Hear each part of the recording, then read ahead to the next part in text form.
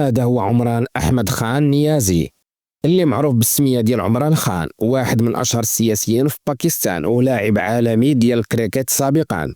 تزاد في 5 أكتوبر 1952 ولعب الكريكيت مع الفريق ديال باكستان من 1971 حتى 1992، وكان قائد الفريق من 1982 حتى 1992.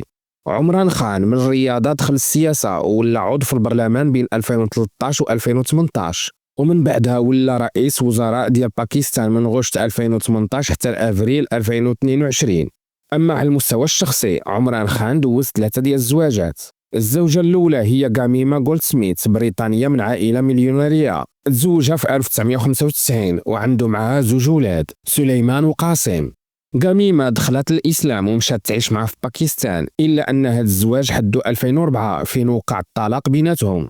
أما الزوجة الثانية فهي ريحام خان، بريطانية باكستانية، تزوجها خان في 2015 ولكن ما كملش معها ووقع الطلاق في نفس العام.